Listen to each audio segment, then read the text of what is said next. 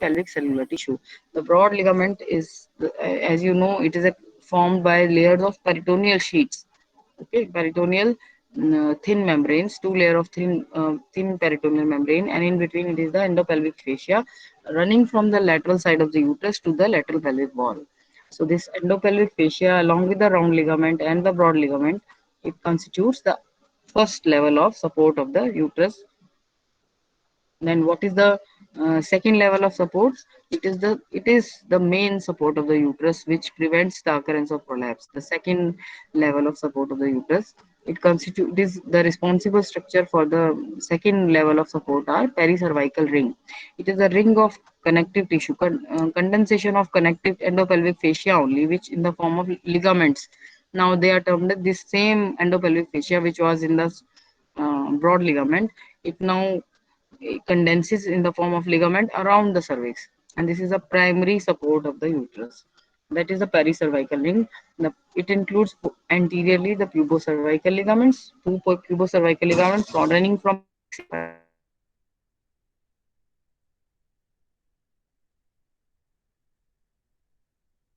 fascia, and then anteriorly the pubocervical ligament and the esicovaginal septum, and laterally the cardinal ligament, and posteriorly the two uterosacral and the rectovaginal ligaments and the rectovaginal septum. Okay, so this pubocervical ligaments, if you see in this diagram, this is the pubic symphysis anteriorly, and posteriorly it is the sacrum. Then the two pubocervical ligaments along with the anterior vesicovaginal septum, the vesicovaginal septum, the two lateral cardinal ligaments, okay, and then two posterior uterosacral ligament along with the rectovaginal septum. This is the bladder, this is the section of the vagina, and this is the cervix. It is pericervical ring, so it is the level of cervix. Sorry, it is not vagina, it is cervix.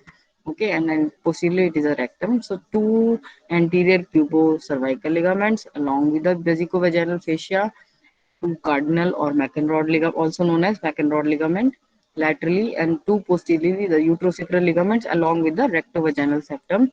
It constitutes the pericervical ring, which is the level 2 and most important support of the uterus, which keeps the uterus inside the pelvis in the anteverted and anti-flex position, and therefore prevents the occurrence of prolapse. Now the third level of support is, this is the indirect support of the uterus. It is principally given by the pelvic floor muscles. You know, the pelvic floor is constituted by one muscle which is levator ani muscle, and endopelvic fascia. Again, it is a continuation of the same fascia which is running from the first the broad ligament and then the pericervical ring condensation in the form of ligament, and then now comes the endopelvic fascia. And lower down at the level of perineum, it is the perineal body where all the perineal muscle converge in the midline and the urogenital diaphragm. Okay, these are the superficial muscles of the formed by superficial muscles of the perineum. So this is the indirect support. Because why do we say indirect? Because it is not attached to the uterus. It is in the at the level of perineum and pelvis. Okay, levator ani, urogenital diaphragm, and the fascia and the perineal body. It is level 3 support. So most important, the first level was the round ligament and the broad ligaments, and with its endopelvic fascia. The second level of support is the anteriorly the pubocervical ligaments, laterally the cardinal ligament, posteriorly the uterosacral ligaments. And the third level of support is levator ani muscles, urogenital diaphragm, and the perineal body and its endopelvic fascia. So these three, and along with these three, the anteverted and anti-flex position of the uterus, these are the main factors which prevents the occurrence of prolapse in a normal patient. So if you see the level 3 support, it is not this. If this is the bladder, this is the urethra, and this is the uterus, and this is the rectum, this is the pelvic floor, the levator ani muscle, okay, and this is the urogenital diaphragm. So this is not attached to the uterus, so it is the indirect support of the uterus, basically the support of the vagina. So this prevents occurrence of lower prolapse, the urethrocoele and the rectocoele. So this is indirect support of the uterus. These are like three levels of support. This may be asked from you in as a theory question. What are the supports of uterus? And what prevents? What are the anatomical features of the supports of the uterus? What are the and enumeration of supports of uterus? In a prolapse, it can be a part of the short note, or it can be come in form of short note or a part of long question.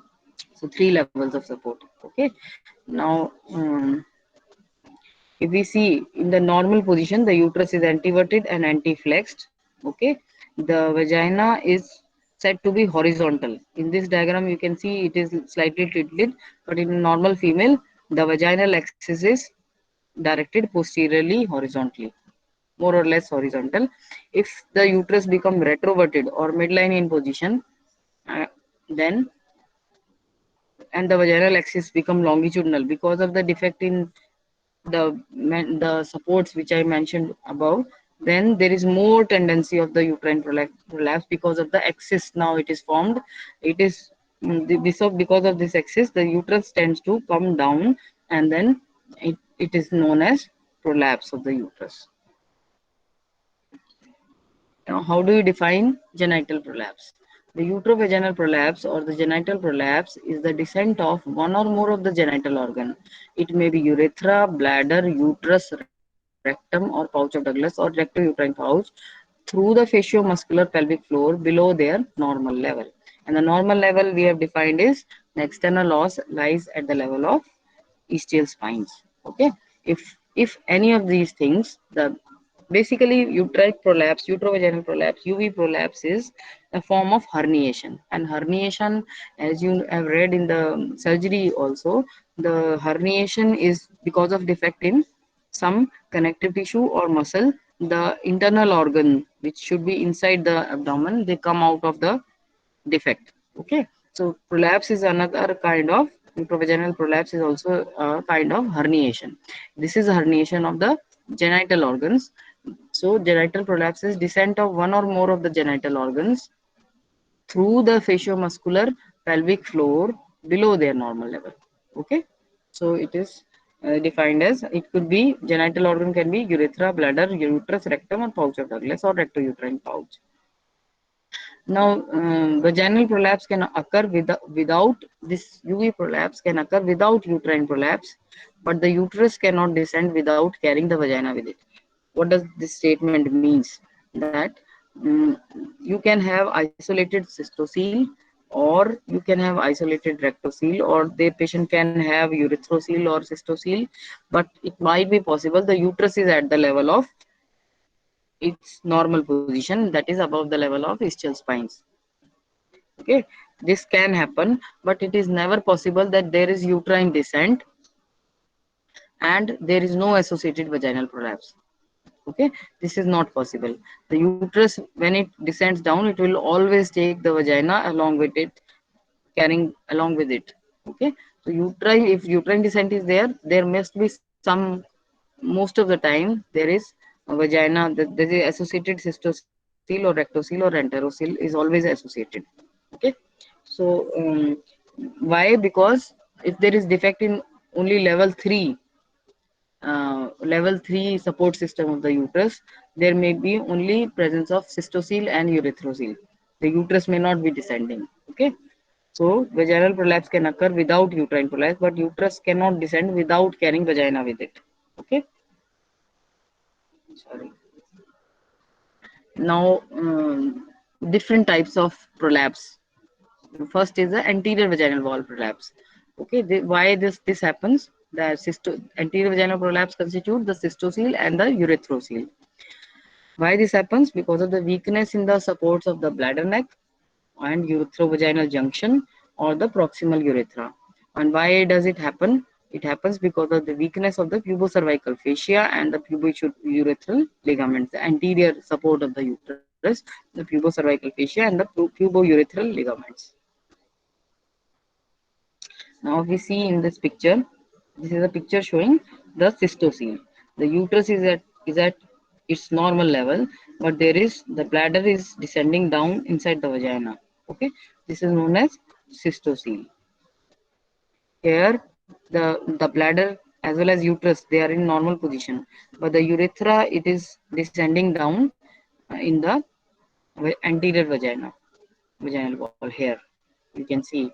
Okay, this is known as urethrocoel. And why this happened? Because of the defect in the support of the bladder neck or urethrovaginal junction or proximal urethra, because of the weakness in the pubocervical fascia or the pubourethral ligaments. Now, if we see the middle, this is anterior compartment, the urethrocoel and the cystocele. If we see the middle compartment defect, they can be enterocele formation, which is known as, this is herniation of the pouch of Douglas. Okay, in the middle compartment, it can be uterine descent or the enterocele formation. If we see the posterior compartment, it can be the rectocele or the perineal body descent. Now, if we see in this picture, the bladder as well as the uterus, they are in normal position, but the rectum is descending down in the posterior vagina. This is known as rectocele. Now there is another thing, the uterovaginal uterine descent. This usually occurs in the case of patient who have never had sexual intercourse, and in the nulliparous prolapse, it is also termed as nulliparous prolapse, and it is due to congenital weakness of the cervical ligaments. If there is weakness in the pericervical ring, the uterus as such descends down in the vagina. Okay, this is known as uterovaginal prolapse because the uterus descends down first, followed by the vaginal prolapse. Okay, so uterus decide, this is known as nulliparous prolapse. The uterus and the cervix, they descend down, followed by the vagina.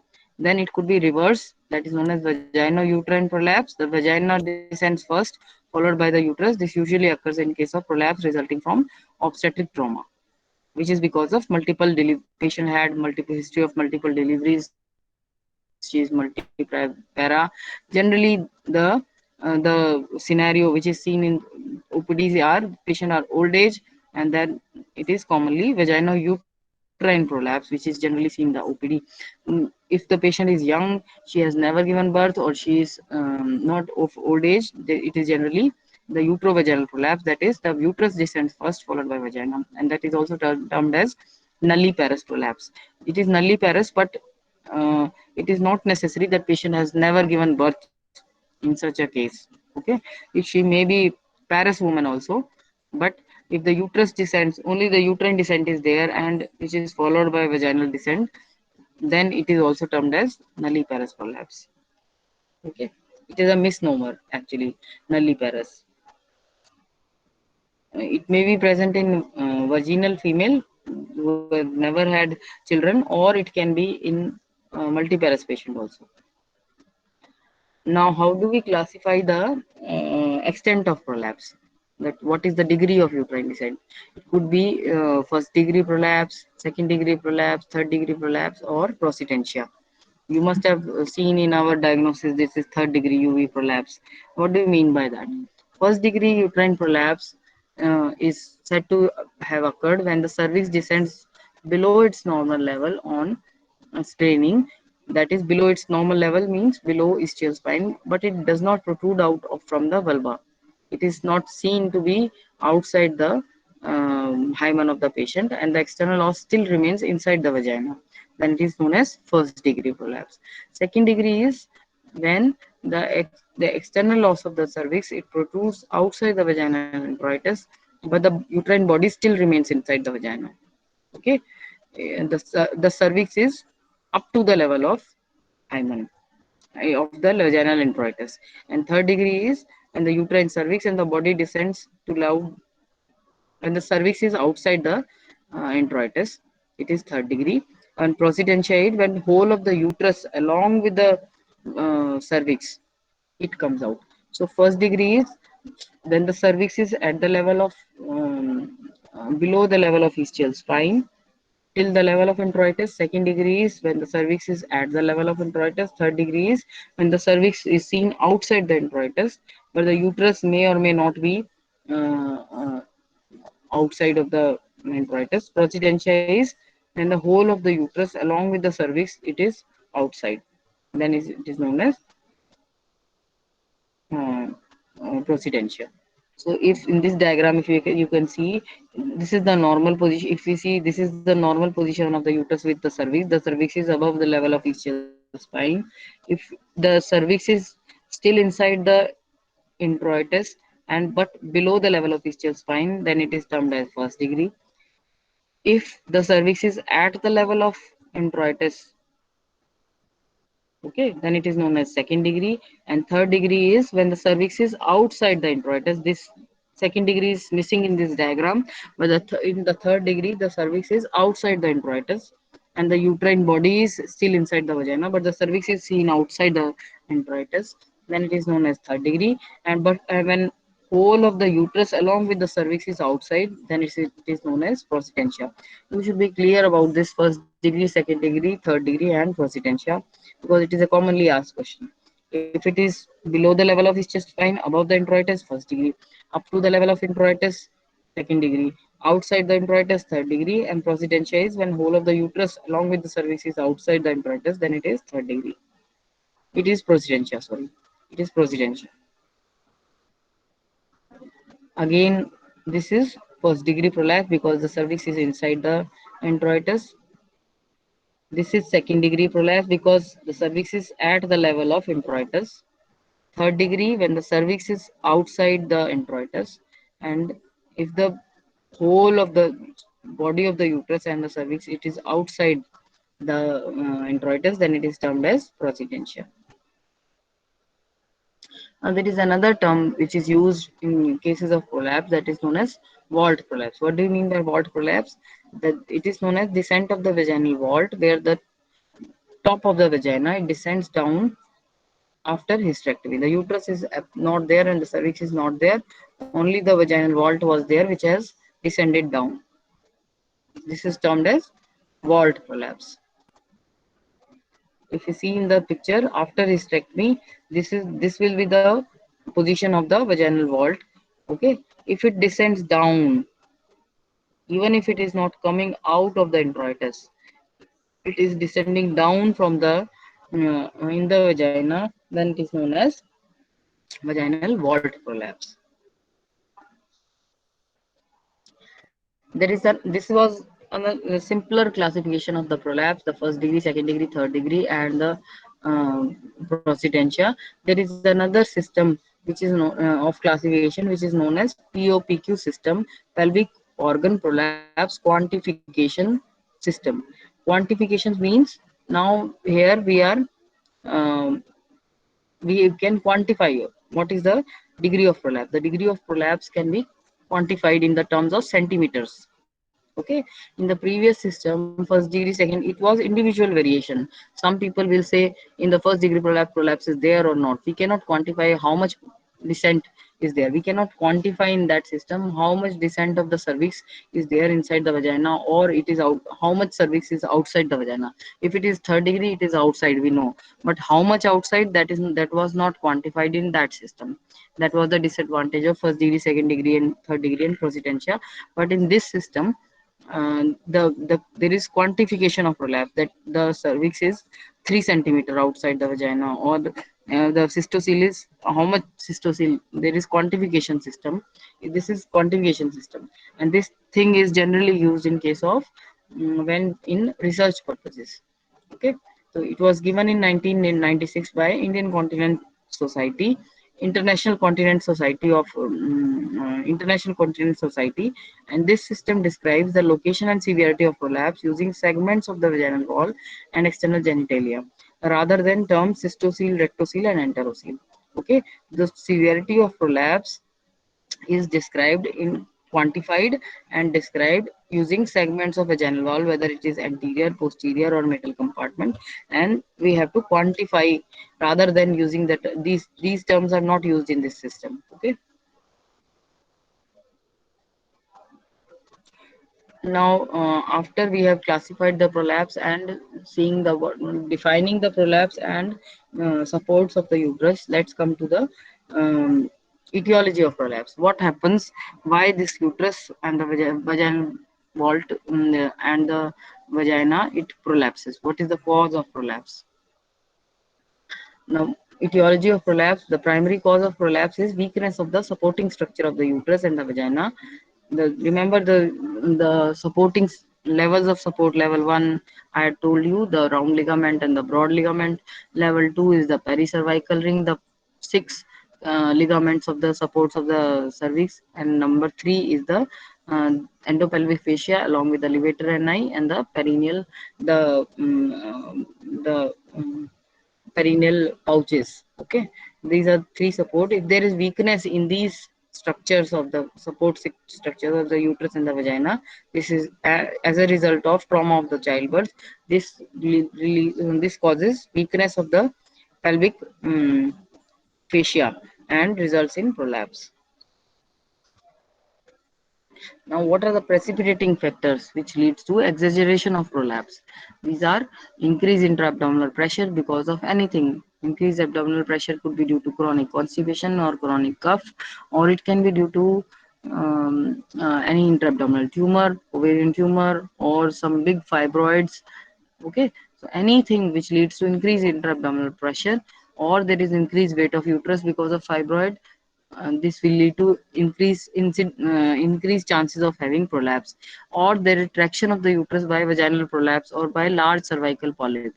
There is a presence of a large cervical fibroid polyp which causes traction on the uterus to come out of the vagina. Okay, obesity itself is a cause of prolapse. Okay, it is present to be there in 40 to 75% of patients who have prolapse of the uterovaginal prolapse. Then smoking, it leads to COPD and hence results in prolapse.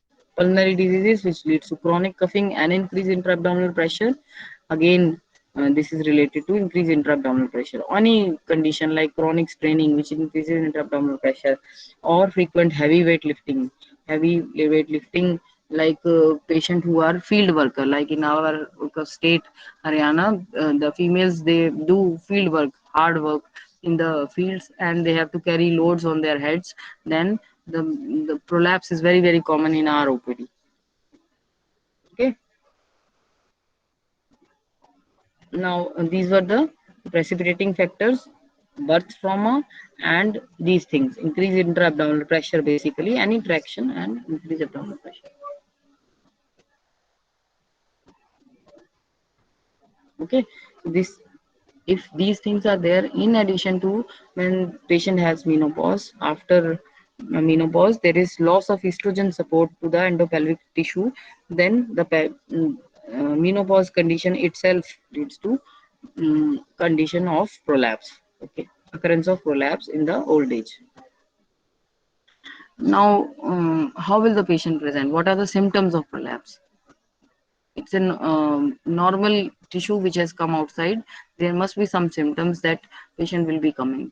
Patient will come with uh, pelvic floor disorders become symptomatic through either of the two mechanisms. One is mechanical difficulty produced by actual prolapse, or bladder or bowel dysfunction disrupting either storage or emptying.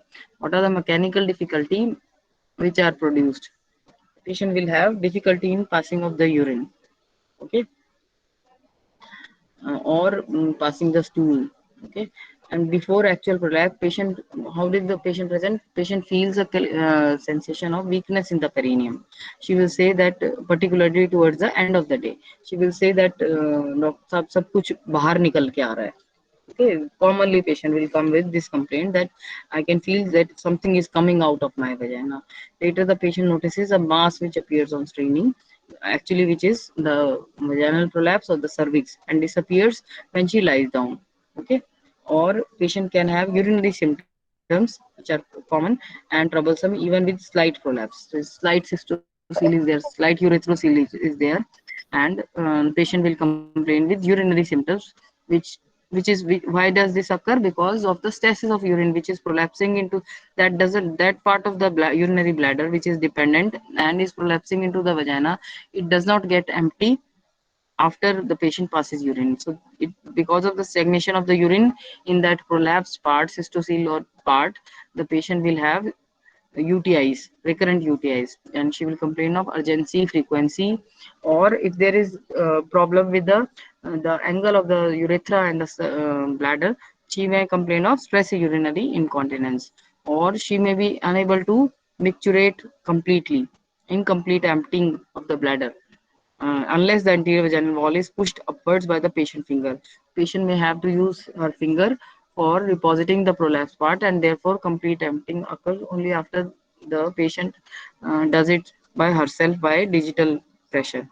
Or patient can have frequency of the urine when the patient has cystitis because of recurrent UTIs. She may have chronic cystitis. Okay, so these are the common complaints. First is something coming out of the uterus of the vagina, and then which goes up when she lies down, or she may have urinary complaint. And the another thing which is near to uterus, she may have rectal symptom also. She may have feeling of heaviness always in the rectum and constant desire to defecate. And because of constant training and constipation, she may have development of piles later on. Okay. Similarly, for passing stools, also she may have to use her digital pressure for complete evacuation of the stools through the anal canal. Or because of the next common symptom, which may be there in early cases of prolapse, when it is only first degree or second degree, it is because of stretching of the uterosacral ligament, which leads to backache. You know, the pelvic nervous plexus, it is running through the uterosacral ligament, and it is near to the uterosacral ligament, which is the primary support of the pericervical ring of the uterus and the cervix. When the prolapse is occurring, it gets stretched and it leads to backache. Okay. And patient may have congestive dysmenorrhea and menorrhagia in early cases of prolapse.